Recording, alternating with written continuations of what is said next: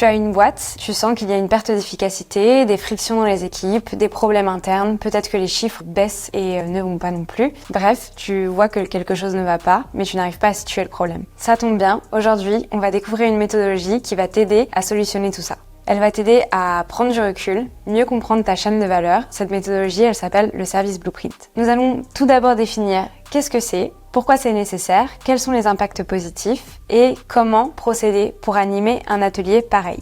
Salut, moi c'est Rebecca, je suis designer de service en indépendance. Mon métier, en quelques mots, c'est vous écouter, vous comprendre vos problématiques et les problématiques de votre entreprise pour identifier les problèmes et concevoir les solutions avec vous.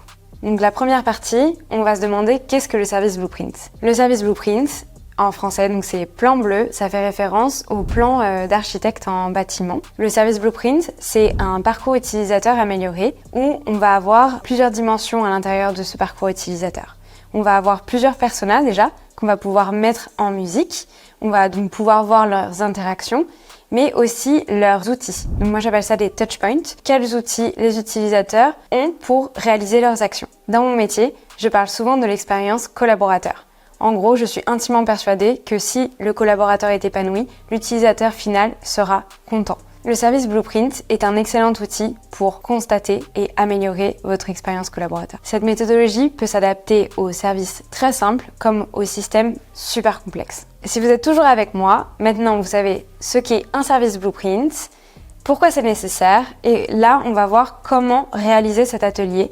Donc cet atelier, j'ai déjà mené et j'ai déjà formé des clients à ça. Il peut être mené par quelqu'un de votre équipe. Le niveau est plutôt débutant intermédiaire. Si vous suivez bien les étapes que je vais vous donner, ça devrait bien se passer.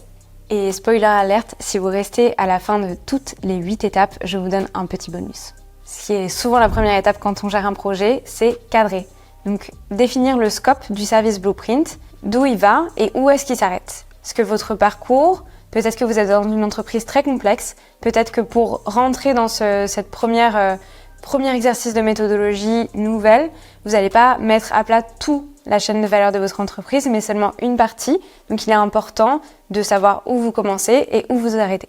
La deuxième grande étape, c'est organiser un atelier avec au minimum une personne qui représente chaque typologie d'utilisateur ou au moins qui la connaît très bien. Donc l'idée, c'est d'avoir vraiment un représentant par utilisateur qui pourra décrire toutes les actions qu'il fait, avec quel outil, qu'est-ce qu'il ressent quand il réalise cette étape-là. Donc il faut une connaissance très profonde de l'utilisateur, de ses besoins et de ses problématiques. Ensuite, on a la grosse partie, la réalisation de l'atelier, donc la facilitation et l'animation de l'atelier sur place. Celle-ci se décompose en 8 étapes. Et normalement, à l'écran, vous voyez la visualisation d'un service blueprint. Donc c'est un template que j'ai créé sur un outil qui s'appelle Miro, M-I-R-O, qui est disponible en ligne avec des plans freemium. Il me semble que vous avez un tableau gratuit. Mais sinon, vous pouvez très bien aussi réaliser l'atelier avec des post-it, des feutres et du papier. Ce que je fais souvent en atelier client en physique. Et après, je retranscris ce service blueprint-là sur Miro. Il y a également FigJam ou Mural. Il y a plein d'outils en ligne qui le permettent. Première étape de l'animation et de la réalisation de cet atelier service blueprint. La première étape, c'est d'organiser, si vous avez le temps, un icebreaker pour se faire sentir à l'aise les participants, que l'ambiance soit plus détendue. Et il y a un icebreaker que j'adore qui s'adapte très bien à l'exercice du service blueprint. Merci à ma collègue Clémence de me l'avoir appris. C'est de demander aux participants de vous montrer, enfin plutôt de décrire, donc un post-it par étape, comment ils préparent leur tartine le matin. Cet icebreaker-là va permettre de mettre les participants à l'aise.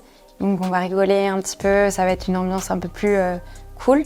Et aussi de détailler étape par étape leur parcours de leur petit déjeuner.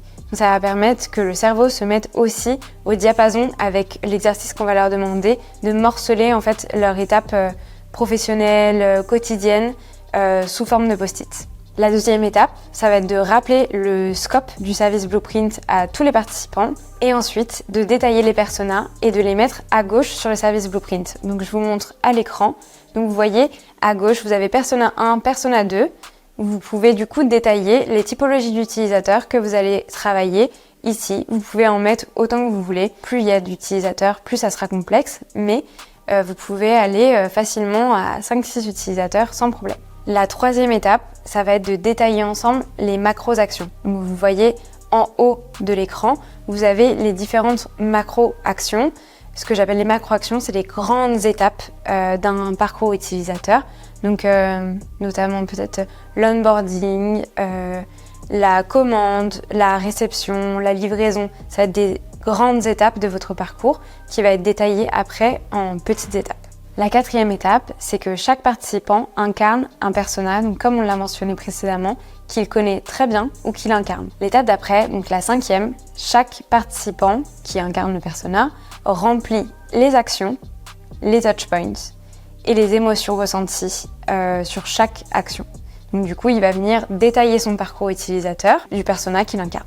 Par exemple, les actions d'une infirmière quand elle arrive au travail, ça va être de prendre un petit peu la passation de sa collègue qui a fait la nuit, ensuite de voir s'il y a des nouvelles admissions, par quel outil elle passe pour voir s'il y a eu des nouvelles admissions, et ensuite peut-être l'accueil de nouveaux patients, de faire des relais avec ses collègues des urgences. Donc du coup, ça va être de détailler un petit peu toutes ces actions-là qu'elle va faire au quotidien, par quel outil elle passe, et comment se passe la réalisation de ces actions au quotidien. Donc par exemple, la passation avec sa collègue de nuit, elle pense que ça pourrait être peut-être un petit peu mieux détaillé parce que c'est sur un papier fait à la va-vite, alors que peut-être finalement elle aimerait un autre niveau de détail. Donc elle va mettre une émotion plutôt négative. La sixième sous-étape, ça va être de présenter. Donc chaque participant qui incarne un persona va venir présenter ses actions. Donc on va essayer de trouver, de demander aux participants qui commencent un petit peu le parcours, quel persona entre en jeu au début de ce parcours-là, donc qui rappelle le scope du service Blueprint. On va le faire passer, il va mettre toutes ses actions au tableau via des post-it et ensuite on va passer à l'étape d'après. Donc du coup on va le laisser détailler toutes ses actions, ses touchpoints, donc les outils avec lesquels il fait son action, et son émotion. Donc à l'idéal, faites action par action. Donc du coup, une action, un touchpoint, une émotion, et ainsi de suite. Et donc du coup, on va passer de participant à participant jusqu'à ce que tout le monde soit passé. Septième étape, vous y êtes presque. Pour les émotions négatives, on va venir détailler l'irritant et demander aux participants de donner un petit peu plus de détails et peut-être en discuter avec d'autres participants s'il y a des interactions avec leurs personas respectifs. L'idée ici, c'est vraiment l'or qu'on recherche, c'est les émotions négatives et donc du coup le détail de ces irritants. Huitième et dernière étape, on va détailler les lignes front stage et backstage. Vous voyez ça un petit peu comme des rouages qui permettent à l'un de voir le jour. Donc backstage, c'est un peu comme son nom l'indique, les arrière-scènes. Donc ça va être les rouages qui permettent à front stage de voir le jour. Front stage, ça va être les choses qui vont être visibles des utilisateurs qui réalisent l'action plutôt. Les lignes front stage et backstage sont super utiles quand on travaille notamment sur des processus de collaboration en entreprise. Je vous amène à demander à vos participants de détailler les lignes front stage et backstage pour chacune de leurs actions et ensuite de présenter au reste du groupe. Si vous voyez qu'il y a un petit peu des difficultés à remplir ces actions-là, je vous propose qu'en tant qu'animateur ou facilitateur, vous prenez la main et vous posez des questions sur les actions qui ont été faites. Donc comment vous réalisez cette action? Donc vous nous avez parlé de l'outil X. Est-ce que vous faites un certain nombre de choses sur cet outil-là? Qui est-ce qui maintient cet outil-là viable? Est-ce qu'il y a une équipe dédiée? Est-ce qu'on paye un abonnement à quelqu'un? Donc voilà, l'idée c'est de voir qu'est-ce qui permet de faire l'action front stage. Petit bonus, et après je vous laisse tranquille, vous pouvez réaliser un retour d'expérience à chaud pour avoir l'avis des participants et pouvoir vous améliorer sur votre prochain atelier en tant que facilitateur. Pour résumer, les impacts positifs de cette méthodologie peuvent être visualiser les interdépendances entre les équipes, visualiser des problématiques de communication interne, mais aussi des problèmes jusqu'aux utilisateurs finaux, faciliter la communication interne, renforcer la cohésion d'équipe et même l'empathie et l'entraide au travail.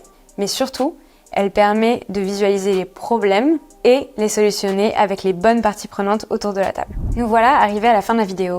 Le point clé à retenir, c'est que le service Blueprint s'adapte à tout type de problème.